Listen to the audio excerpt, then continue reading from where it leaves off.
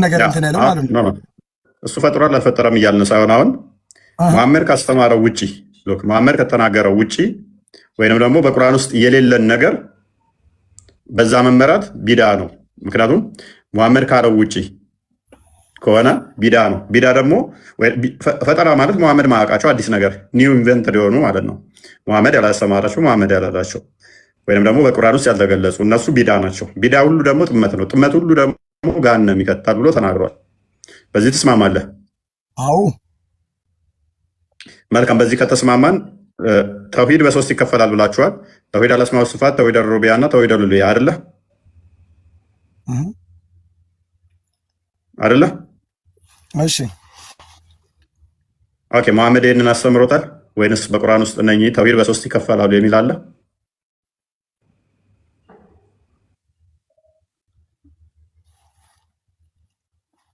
ተውሂድ እንዴት ምን አይነት ጥያቄ ነው የምትጠይቅ? በሶስት እንዴት ነው የሚከፈለው? ግልጽ ነው። ተውሂድ አልአስማኡ ወሲፋት፣ ተውሂድ አልሩቢያ እና ተውሂድ አልኡሉሂያ ይባላል ብላችሁ ተውሂድ እንደዚህ የሚባል ነገር የለም። ስለዚህ በተውሂድ አልአስማኡ ወሲፋት፣ ተውሂድ አልሩቢያ እና ተውሂድ አልኡሉሂያ ይባላል የሚሉት ካሉ አዲስ ፈጥረዋል ማለት ነው። እንደዚህ ከሌለ ተውሂድ ራሱን የቻለ ነው። የረሱላችን የረሱል ሰለላሁ ዐለይሂ ወሰለም ተውሂድ ነው የሚባለው እንጂ እዚህ ጋር ሶስት ነገር አምጥተህ ምናምን ከየት ያመጣው ሐዲስ ነው የኛው?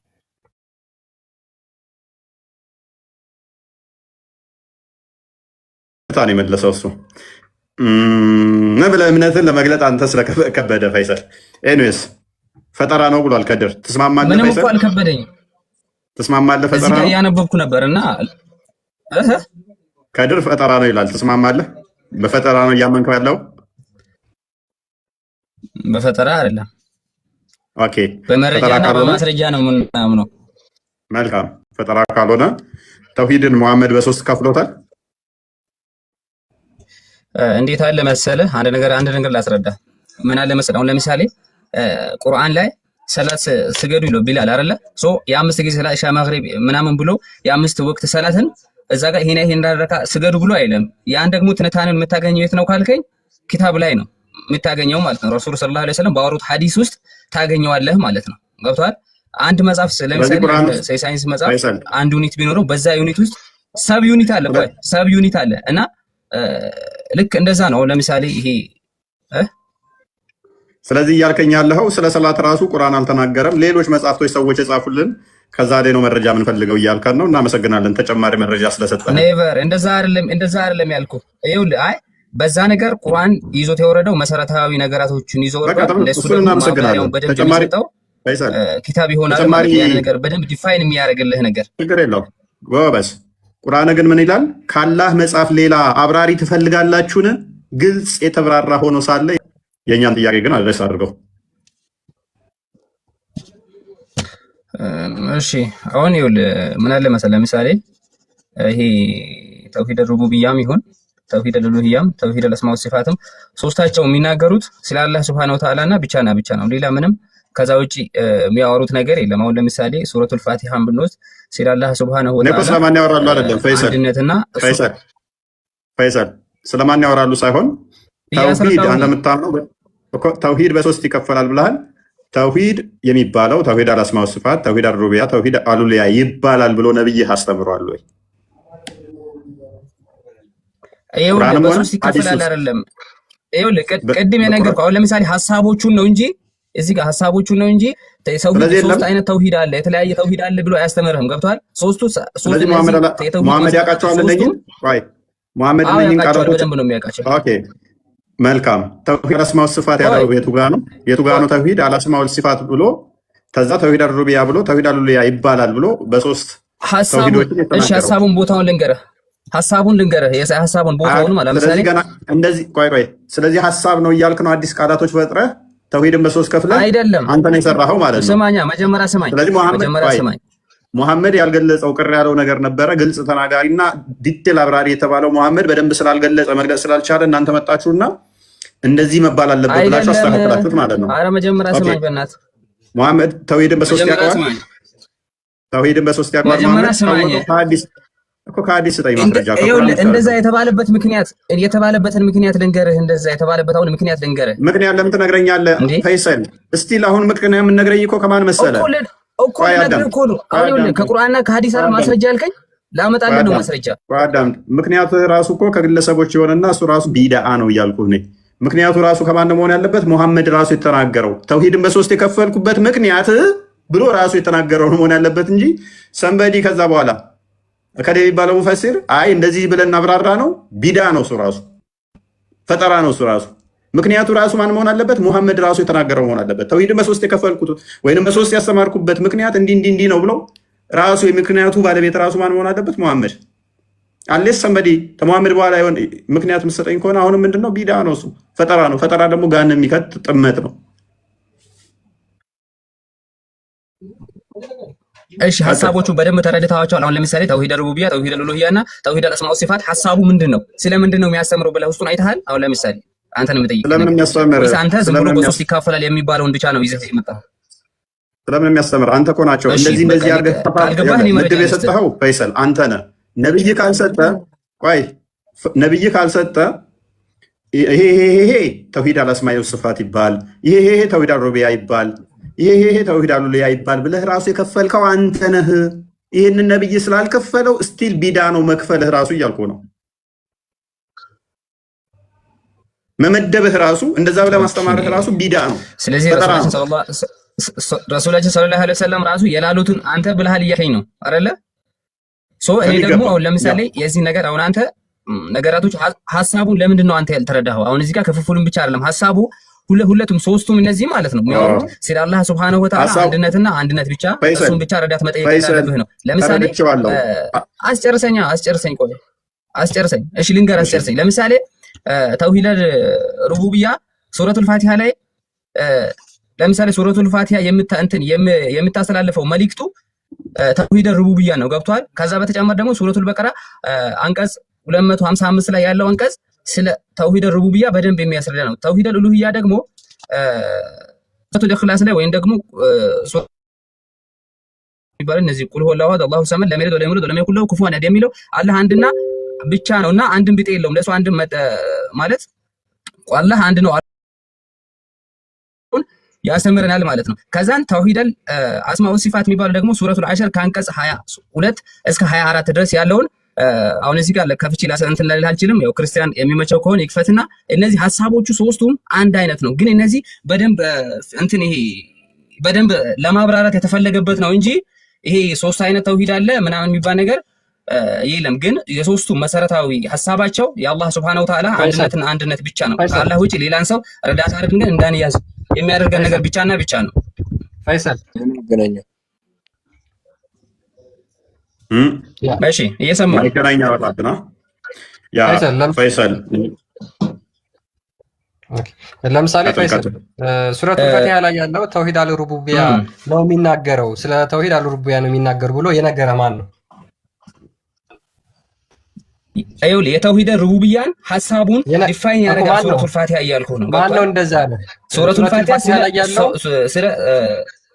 እኮ ማን ያለ እንደዛ? ሱረቱል ፋቲሃ ላይ ያለው ተውሂድ አልሩቡቢያን ነው ዲፋይን የሚያደርገው። ሱረቱል ፋቲሃ ሐሳቡ እንዴ ቅድም እኮ ነግሬህ ነበረ።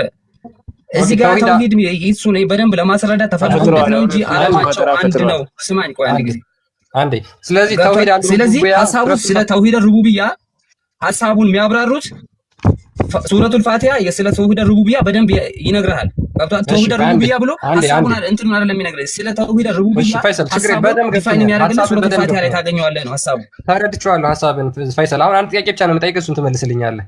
ሌላ ሁለት ወይ ሶስት አልጠይቅም፣ ይሄን ብቻ ትመልስልኛለህ። ሱረቱል ፋቲሃ የሚናገረው ተውሂድ አልሩቡቢያ ነው። ተውሂድ አልሩቡቢያ ሱረቱል ፋቲሃ ላይ ይገኛል ብሎ ነብዩ የተናገረበትን አንድ ማስረጃ አስተ እኔ ከቁርአን ውጪ አሁን ምን እንዳመጣልህ ነው የምትፈልገው? ቆይ መሐመድ የተናገረበትን ሱረቱል ፋቲሃ ተውሂድ ሩቡቢያ ማለት ሐሳቡን ዲፋይን የሚያደርገው ይሄ ሱራ ነው አልኩ። በቃ እንደዛ ብሎ መሐመድ የተናገረበት አይደል እንዴ? ከዛ ውጪ ደግሞ እንዴ ቁርአን መጣውልህ አይደል እንዴ? ከቁርአን በላይ ምን ትፈልጋለህ አንተ? ኦኬ ተውሂድ ላይ ያለው ሐሳብ ይሄ ለምሳሌ ሱረቱል ፋቲሃ የሚያስተላልፈው ስለ ተውሂድ ሩቡቢያ ነው አልኩ አይደል እንዴ? ለአለመቀበል ከፈለክ አለመቀበል ትችላለህ ክርስቲያን፣ ችግር የለውም። ግን አትጮ ተውሂድ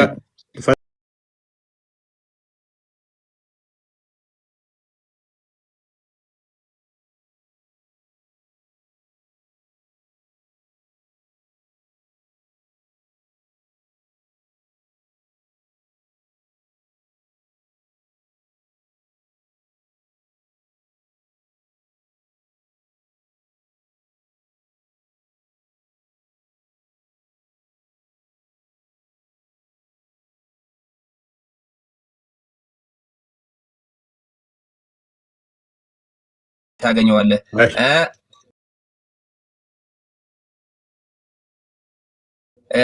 ነብይ ብሏል አላለም? ሱረቱል ኢኽላስ ላይ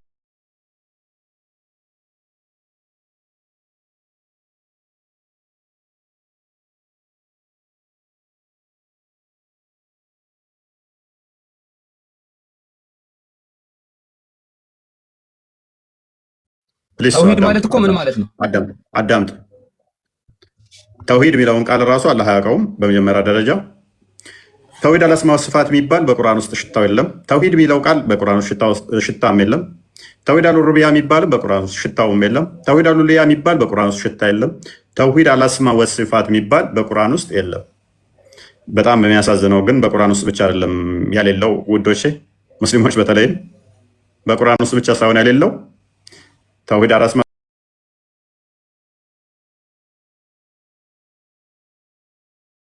ወሲፋት፣ ተውሂድ አልሩቢያ፣ ተውሂድ አልኡሉሂያ። ተውሂድ በሶስት ይከፈላል።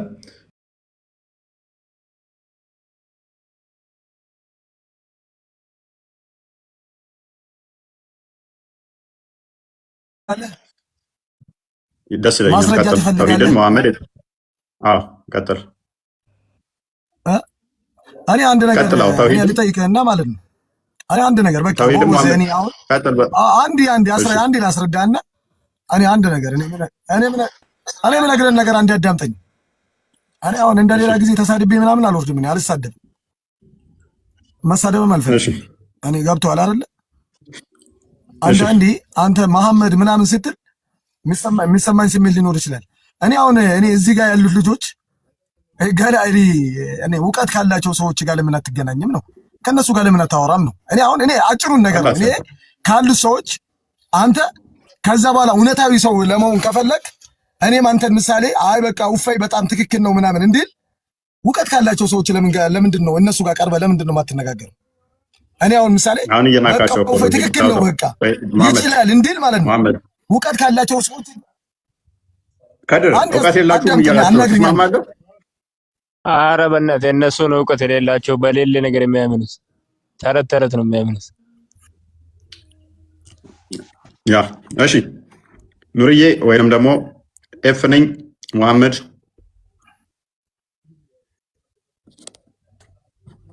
ሰማችኋል?